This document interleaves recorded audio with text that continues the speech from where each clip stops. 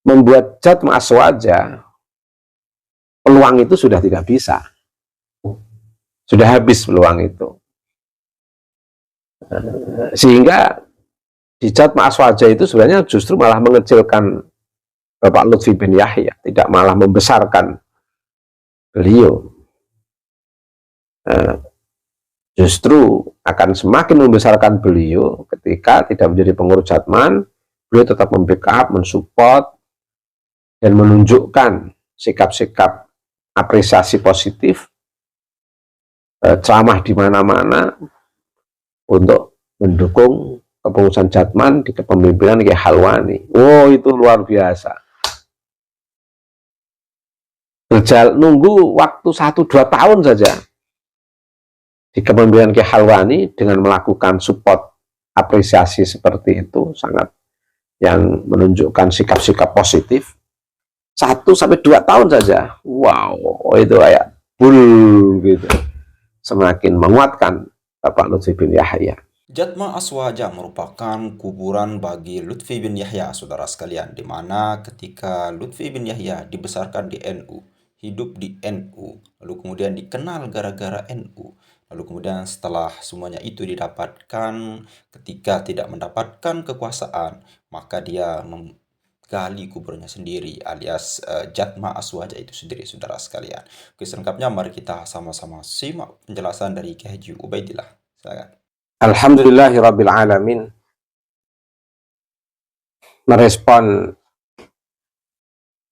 Jatma Ahlus Sunnah wal Jamaah di tengah laju kencang Jatman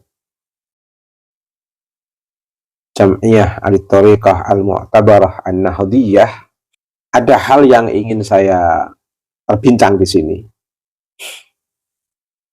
Tentu saya tidak akan membahas relasi keduanya antara Jatma Ahlus Sunnah wal Jamaah dan Jatman, karena sudah banyak komentar, tanggapan, dan beberapa penjelasan dari kedua organisasi ini.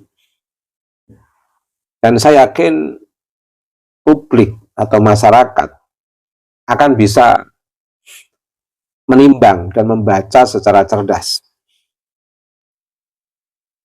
mana di antara organisasi ini yang memiliki dominasi kehendak kuasa. Artinya mana pemimpin di antara kedua organisasi ini yang memiliki dominasi kehendak kuasa dan mana yang betul-betul melanjutkan perjuangan dari para generasi awal sebagai bentuk kelangsungan sebuah organisasi yang diisi oleh para pejuang, para kiai yang penuh istiqomah dan harus mendapatkan pengganti yang juga istiqomah.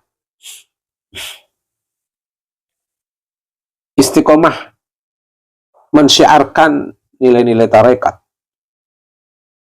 Istiqomah mensyiarkan suluk para salik pada maslaknya masing-masing. Nanti akan kelihatan. Dan masyarakat sudah bisa membaca. Saya yakin, yakinnya itu. Tanpa intervensi siapapun. Dan siapa yang hanya karena kehendak kuasa, siapa yang berjuang dalam jangka panjang untuk kelangsungan organisasi dalam konteks untuk membebaskan dan mencerahkan, mana yang di antara para pemimpin itu yang sekedar kehendak kuasa, yang karena tidak mendapatkan kekuasaan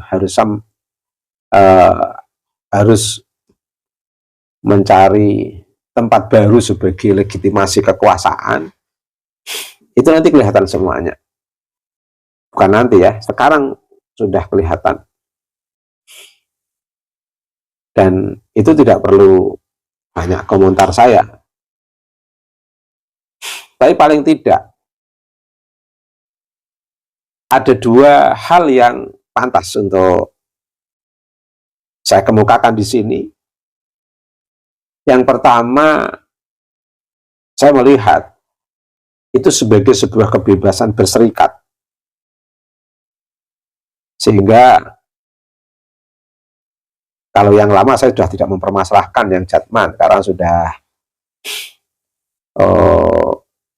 sejak saya kecil sudah berdiri itu Jatman itu. Tapi paling tidak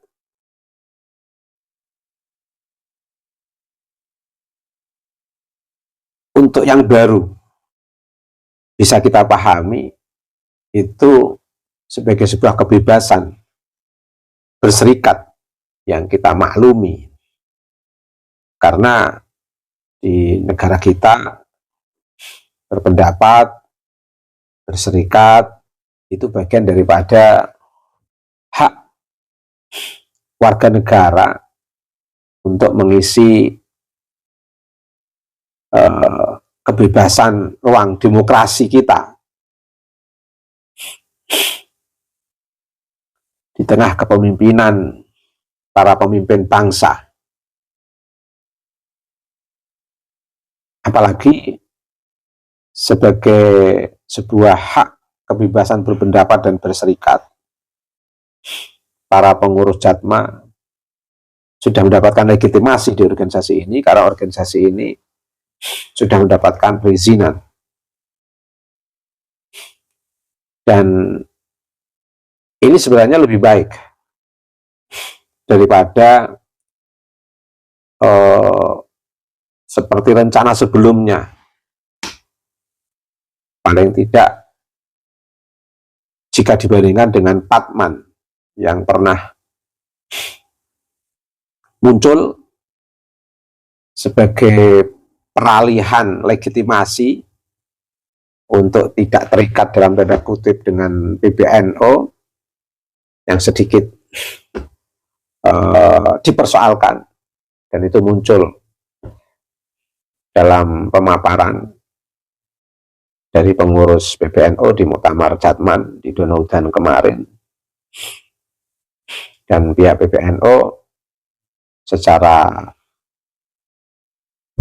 resmi mengeluarkan pernyataan mendukung Jatman dalam proses kepengurusan baru yang dibentuk di Donaudan. Dan itu sekaligus sebagai legitimasi pengurus baru untuk melanjutkan kepemimpinan Jatman yang direstui PBNU dan mendapatkan legitimasi dari seluruh peserta pengurus Jatman di seluruh Indonesia, di tingkat provinsi maupun kabupaten, juga dihadiri oleh para mursyid.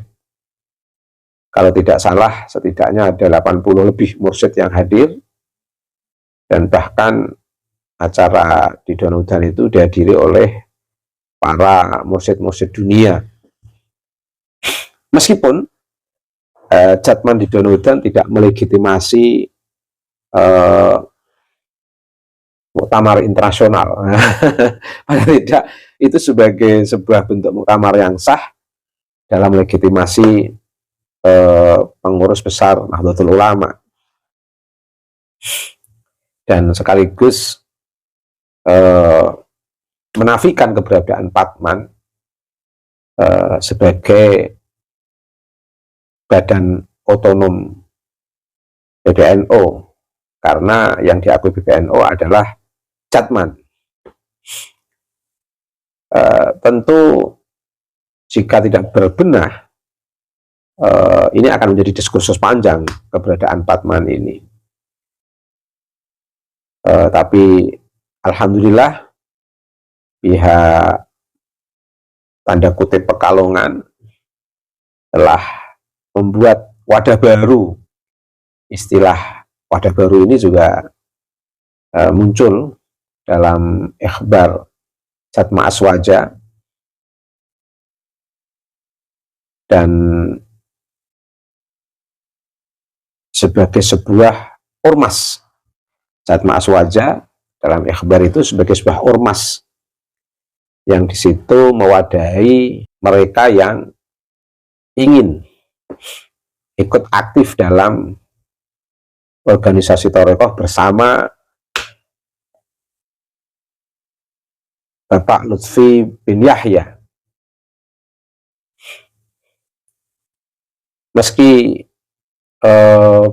banyak pengurus baru dan yang hadir juga cenderung masyarakat umum, karena memang itu momentum acara pengajian,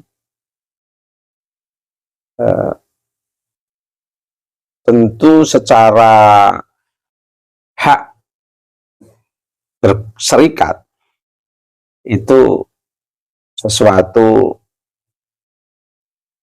refleksi menunjukkan hak dengan cara yang baik, dengan cara yang betul-betul elegan.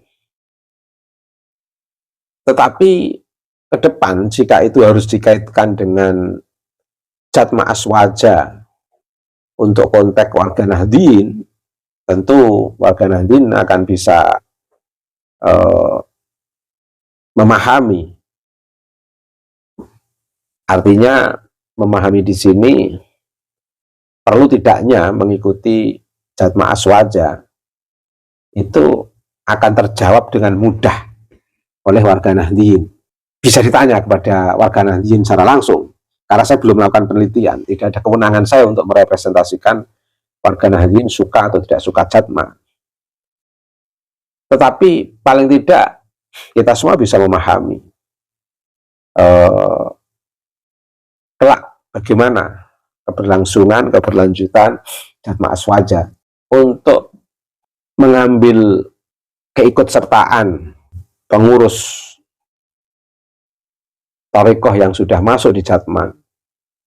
Saya kira tidak mudah karena mereka sudah terikat dengan organisasi Thariqah, ikatan dengan para muassis Thariqah dan para mursyid yang memang dari awal sudah setia untuk tetap tegak lurus, jalan lurus, istiqomah bersama para Kiai NU, bersama Mbah Hasyim Asy'ari. Sehingga Jatma Aswaja saya kira tidak mudah untuk menarik para pengurus keluar dari Jatman pindah ke Jatma Aswaja itu tidak mudah, bahkan sulit itu. Sehingga Jatma Aswaja itu meskipun pengurusnya dari sosok Bapak Lutfi bin Yahya maupun sekjennya orang yang pernah punya pengaruh di NU, tetapi memang NU itu kan unik. Hampir semua generasi penerus di pengurus PBNU itu dibesarkan oleh NU,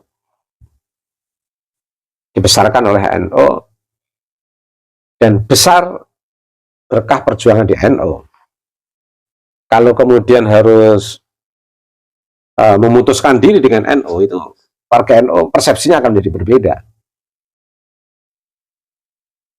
Sehingga para pengurus besar Nahdlatul Ulama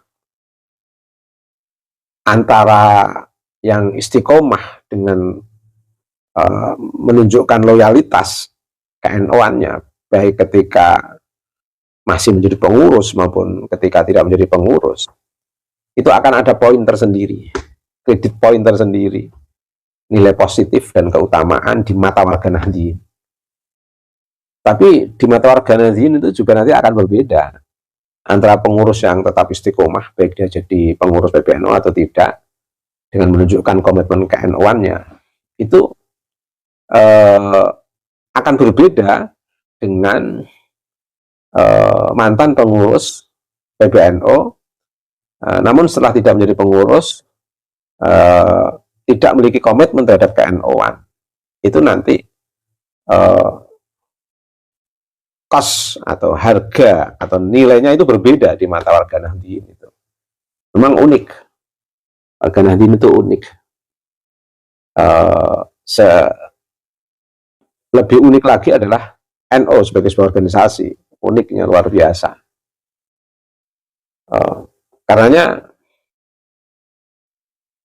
meski misalnya Mas Hilmi yang pernah jadi sekjen PBNU, kemudian di Ormas Jatma Aswaja, meskipun dia punya banyak jaringan di grassroots atau secara struktur di NU, tapi tidak semudah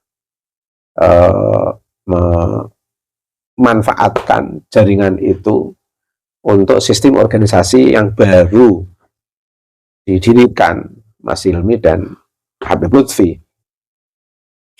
Itu karena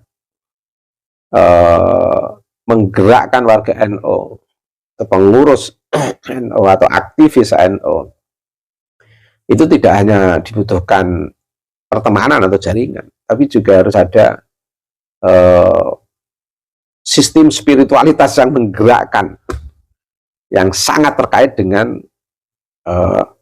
NU sebagai organisasi maupun NU sebagai legitimasi warga Nahdliyin. Oh, itu ada nilai spirit tersendiri itu. Sehingga kalau mereka yang sudah berada di luar NU itu berbeda untuk bisa memanfaatkan warga NU atau menggerakkan para aktivis NU bersama dia yang sudah berada di luar NU. Itu akan berbeda. Apalagi ketika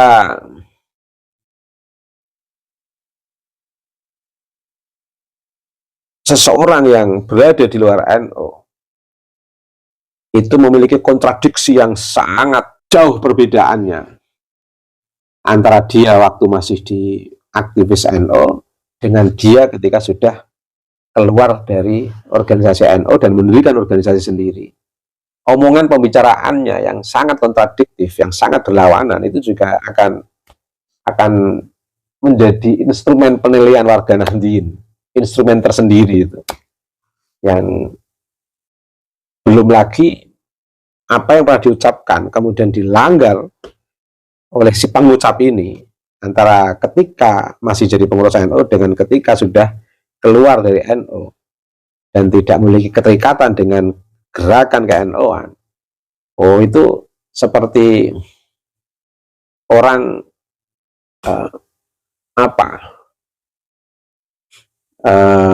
menelan ludahnya sendiri. Menelan ludahnya sendiri.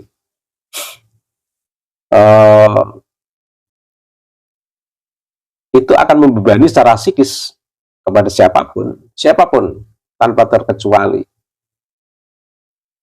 Seseorang yang pernah mengatakan A ketika dalam sebuah kelompok, ternyata ketika tidak menjadi struktur di kelompok tersebut, tidak mendukung kelompok itu, malah justru membuat organisasi baru yang jelas-jelas berbeda. Itu secara psikis kayak akan terbebani hal-hal yang pernah disampaikan ketika menjadi ketika masih fanatik, fanatisme, ungkapan yang penuh fanatisme ketika di struktur NU, kemudian menjadi ungkapan yang berbeda setelah keluar dari NU dan mendirikan organisasi sendiri, itu akan membuat dampak psikis tersendiri bagi yang mengucapkan. Bapak Lutfi itu akan lebih memiliki nilai atau daya tawar yang tinggi ketika sudah tidak menjadi pengurus Jatman, tapi beliau tetap masih membackup, mensupport Jatman, dan bahkan merangkul pengurus baru sampai sebelum dia dirangkul. Merangkul dalam konteks mensupport, mendukung, itu akan punya nilai tawar tersendiri dan kearifan tersendiri. Bahkan ketika sudah tidak menjadi pengurus Jatman, Bapak Lutfi ini, kalau dia menunjukkan sikap kearifan yang luar biasa seperti ini, itu tidak menutup kemungkinan atau membuka peluang beliau untuk dilirik menjadi Rais Suriah ke depan. Karena masyarakat sebenarnya banyak yang masih antusias memegang Bapak Lutfi bin Yahya. Tapi begitu membuat Jatma Aswaja, peluang itu sudah tidak bisa. Sudah habis peluang itu. Sehingga di Jatma Aswaja itu sebenarnya justru malah mengecilkan Bapak Lutfi bin Yahya, tidak malah membesarkan beliau.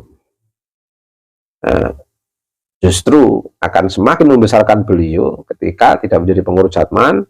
Beliau tetap membackup, mensupport, dan menunjukkan sikap-sikap apresiasi positif, ceramah di mana-mana untuk mendukung kepengurusan Jatman di kepemimpinan Kiai Halwani. Itu luar biasa. Nunggu waktu 1-2 tahun saja di kepemimpinan Kiai Halwani dengan melakukan support apresiasi seperti itu, sangat yang menunjukkan sikap-sikap positif. 1-2 tahun saja, itu kayak bull gitu, semakin menguatkan Bapak Lutfi bin Yahya. Tapi belum lama, belum sampai setahun, apalagi sampai 2 tahun, sudah membuat organisasi baru. Ya otomatis warga Nahdliyin sudah tutup buku. Bahkan Jatman sendiri juga sudah tutup buku. Pengurus-pengurus Torekoh yang ikut Jatman juga sudah menutup buku. Bahkan saya yakin pengurus PBNU juga sudah menutup buku, warga NU juga sudah menutup buku.